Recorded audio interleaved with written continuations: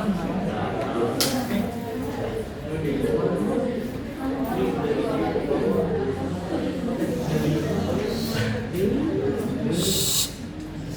warahmatullahi wabarakatuh.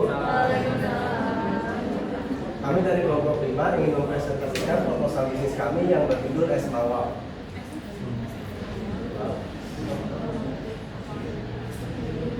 Perkenalkan kelompok kami ini. Pertama ada Nesa Dwi Anggraini dengan NIM 64230624, yang kedua ada Elsa Aulia dengan NIM 64230793, lalu Muhammad Rizky Sumirat dengan NIM 64231093, yang terakhir ada Jika Yunus dengan NIM 642311.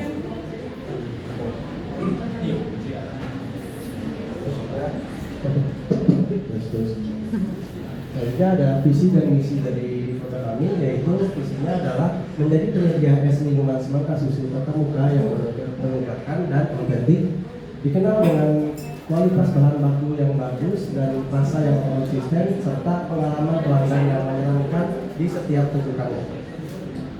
Dan misinya yaitu ada 5. Yang pertama, menyajikan es minuman semangka susu berkualitas tinggi. Yang kedua, memberikan pengalaman rasa yang otentik. Yang ketiga, berinovasi dan berkembang. Yang keempat, menciptakan kebahagiaan dan kesegaran. Dan yang terakhir, membangun brand yang dicintai.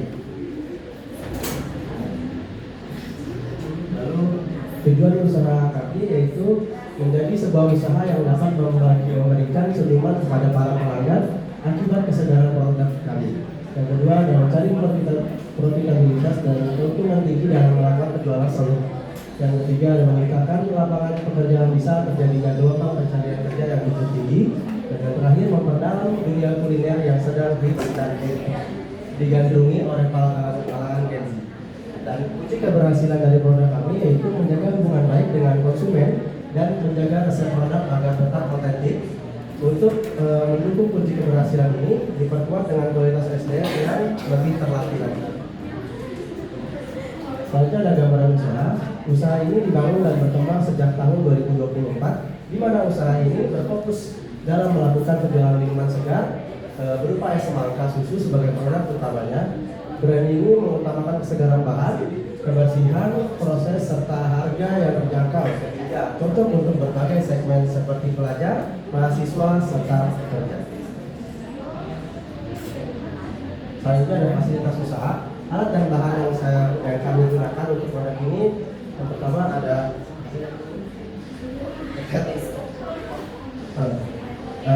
yang pertama ada meja panjang besi, lalu termos es, banner, stand jualan stiker, gelas, cup, pisau, sarung tangan, gayung, S2, serta tapak meja.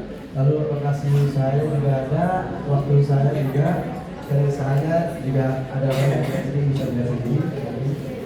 Lalu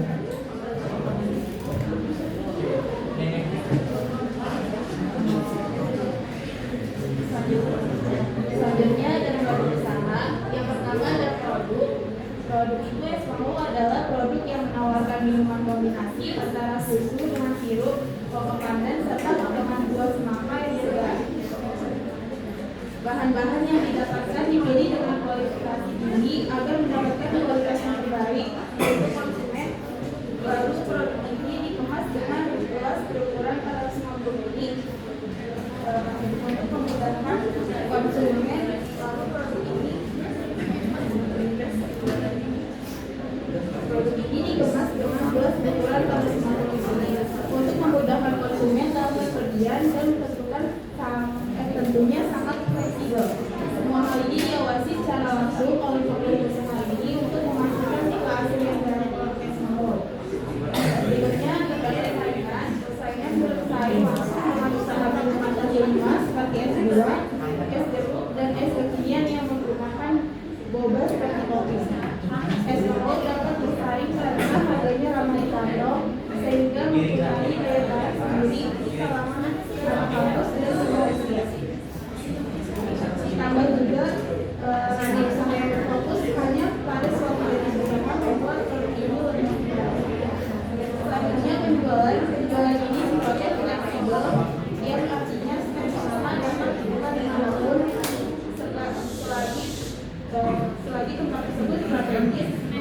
berjualan melalui usaha operasional saat siang hari hingga sore hari. Selanjutnya ada rencana pencapaian. Rencana pencapaian itu jangka pendek misalnya penjualan harian dengan memaksimalkan kualitas usaha. Jangka menengah penambahan fasilitas usaha agar lebih lengkap. Jangka panjang mencari lokasi usaha yang strategis yang difungsikan sebagai anggota usaha yang dapat pada konsumen.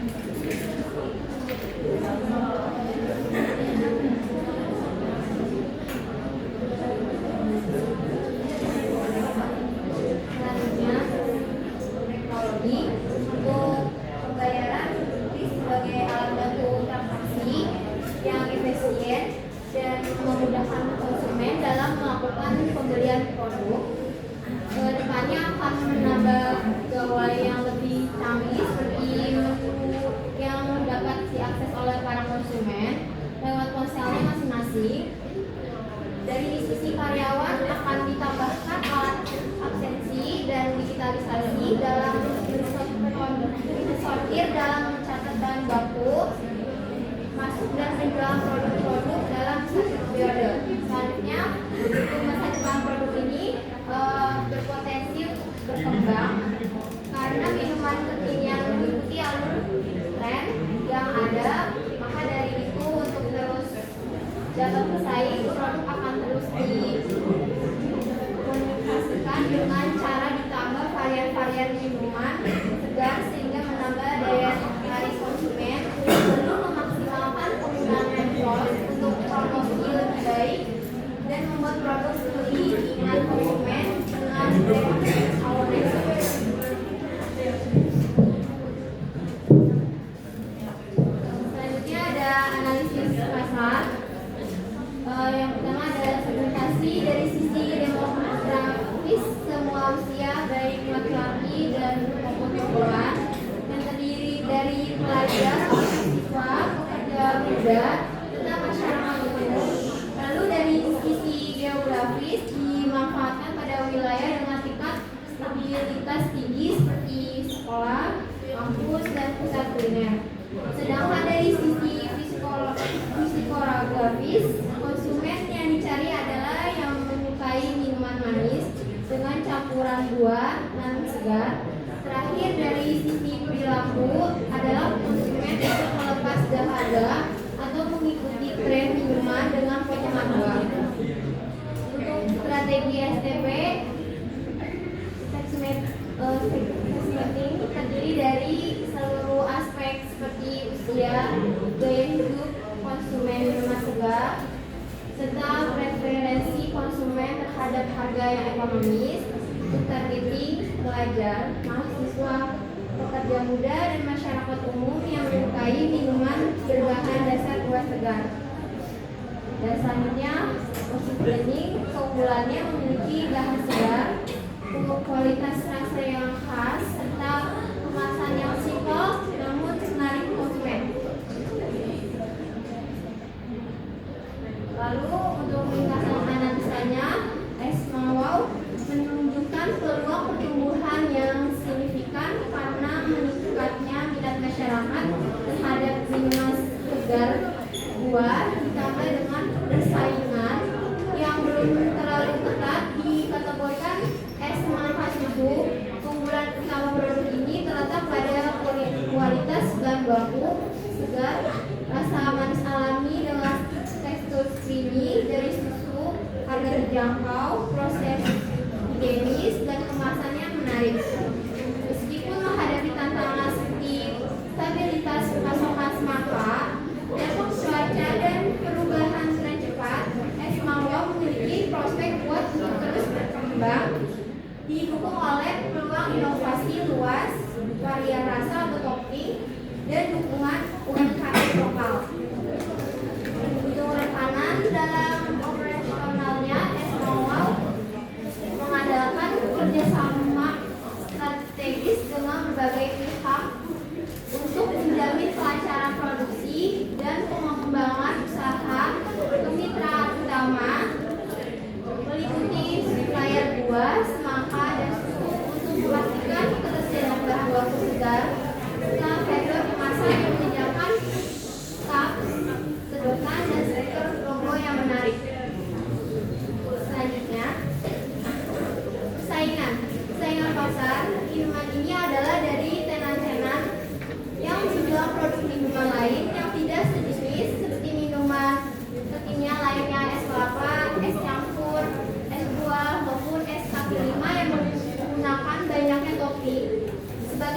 tarik utamanya, minuman-minuman ini memiliki buah daya tarik tersendiri yang dapat mengganggu kegiatan operasional usaha es mawar.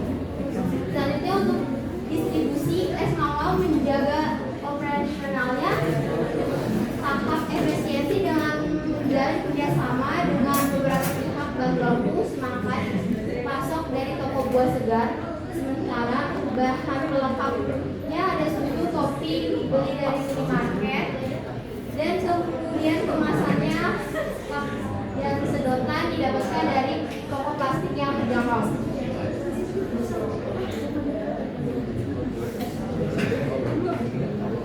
Selanjutnya ada strategi implementasi. Strategi implementasi itu ada strategi produk. Strategi produk es mawar berfokus pada penyajian es mawar susu yang khas dan berkualitas konsisten, dicapai melalui penggunaan bahan segar setiap hari untuk menjaga rasa buah yang alami dan tidak terlalu manis. Selanjutnya ada strategi harga. Strategi harga es mawar berfokus pada perjangkauan untuk menarik target utama mereka, yaitu mahasiswa, dan menawarkan minuman enak dengan harga yang ramah di kantong. Namun tetap menghasilkan keuntungan. Harga ditetapkan berdasarkan biaya bahan baku dan juga dibuat kompetitif dengan minuman sejenis di lokasi sekitar seperti es buah atau es teh, untuk memastikan modal tertutup dan margin wajar tercapai. Selanjutnya ada strategi distribusi. Strategi distribusi mawar bertujuan untuk memperluas jangkauan produk agar diakses konsumen melalui jalur langsung dan tidak langsung. Dan selanjutnya ada strategi promosi. Strategi promosi mawar memanfaatkan media digital dan aktivitas offline untuk memperkenalkan produk dan membangun loyalitas. Selanjutnya ada struktur organisasi. Untuk produk ini dikembangkan oleh tim yang bekerja sesuai peran masing-masing. Di bawah kepemimpinan ada direktur utama, Maris Sembilan, dan ada manajer, ada Yunus, dan ada Esalnya divisi keuangan, dan ini sebagai produksi, dan ada direktur pertama dari sisi pemasaran.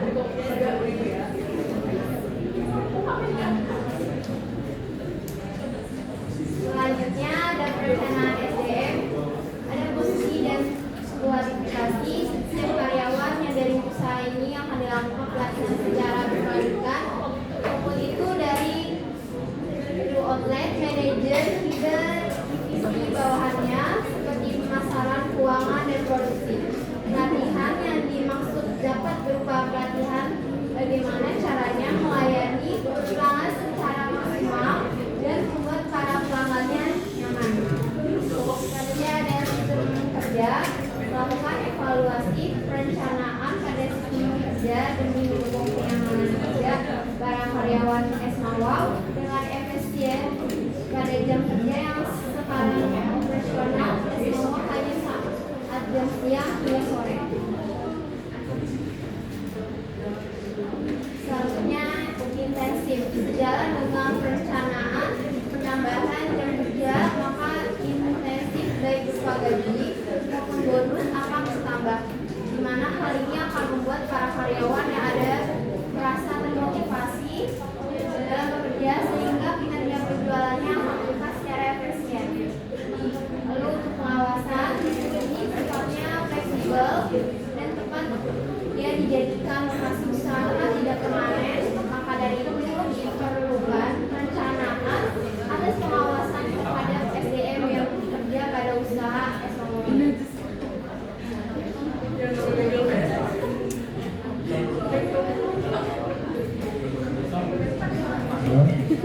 Oke, selanjutnya ada perencanaan keuangan. Yang pertama ada sumber keuangan. Es mawar ini menggunakan sumber keuangan periode entitas. Artinya setiap posisi itu harus dicatat per setiap periode. Nah, untuk indikator keuangan ada pertumbuhan, yaitu untuk melihat apakah usaha yang berlangsung sudah sesuai dengan tujuan dan strategi yang telah diterapkan, di mana ukurannya itu tetap berupa laporan penjualan dan juga laporan laba bersih.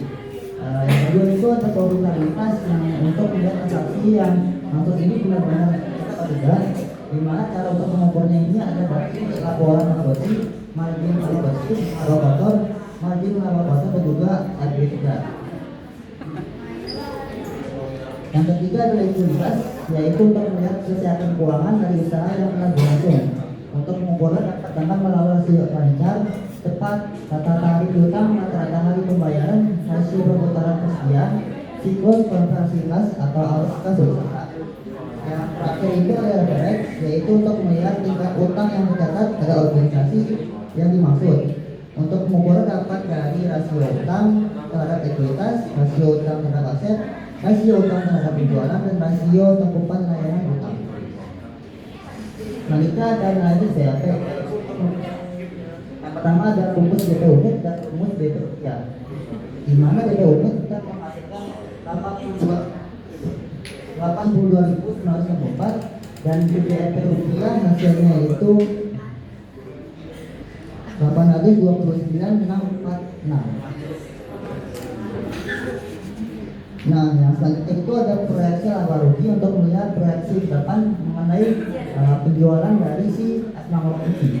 Nah, berdasarkan capability untuk periode 31 Desember 2025 atau periode yang mendatang, penjualan diperkirakan meningkat signifikan. Ini menunjukkan bahwa penurunan pada 31 Desember tidak berdampak pada periode berikutnya. Penurunan tersebut bukan kerugian besar, melainkan hanya mengurangi potensi keuntungan, terutama karena pada 31 Oktober seluruh stok berhasil dijual. Meski demikian, nilai bersih masih rendah sehingga perlu evaluasi dan strategi peningkatan, seperti menambah jumlah stok yang dijual per bulan serta memperkuat promosi agar produk dapat terjual laris. Berikutnya ada proyeksi cash flow. Ini dengan asumsi bahwa penjualan dari periode berikutnya akan menambah, dan berdasarkan label usaha ini secara konsisten menghasilkan surplus atau keuntungan. Meskipun nilainya terus menurun setiap periode, total penjualan diperkirakan mencapai 13.915, yang artinya 15% 25% dari total kas yang ada. Dengan asumsi biaya bulanan tetap, maka surplus yang dihasilkan mencapai Rp2.995.000, sehingga saldo akhirnya diproyeksikan meningkat menjadi Rp58.655.000. Yang ketiga itu ada proyeksi neraca untuk periode 31 Desember 2025. Proyeksi neraca tersebut disusun berdasarkan data laporan neraca sebelumnya yang berisikan nilai kas, persediaan bahan baku, mutu pemilik, dan juga laporan tahanan, serta asumsi penambahan persediaan bahan baku untuk periode berikutnya di tanggal 31 Desember 2025. Dan perlu digarisbawahi dikarenakan usaha ini tidak mempunyai utang atau apapun dalam jangka panjang atau jangka pendek, maka pada perhitungan ini tidak melihat realisasinya. Hasil laporan ini menunjukkan bahwa proyeksi yang dilakukan mahasiswa perhitungan akuntansi baik aktiva maupun pasifanya karena nilainya seimbang.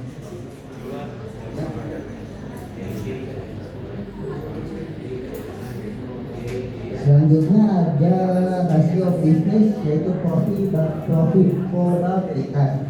Yang pertama ada margin laba kotor yang hasilnya adalah 43%, margin laba bersih hasilnya 21%, rasio pengembangan aset hasilnya 21%, dan rasio pengembangan penjualan hasilnya 0,5%. Selanjutnya ada lampiran usaha. Di sini ada brosur dan bannernya. Lalu ada katalognya. Terus ada sosial medianya di TikTok sama di Instagram. Dan terakhir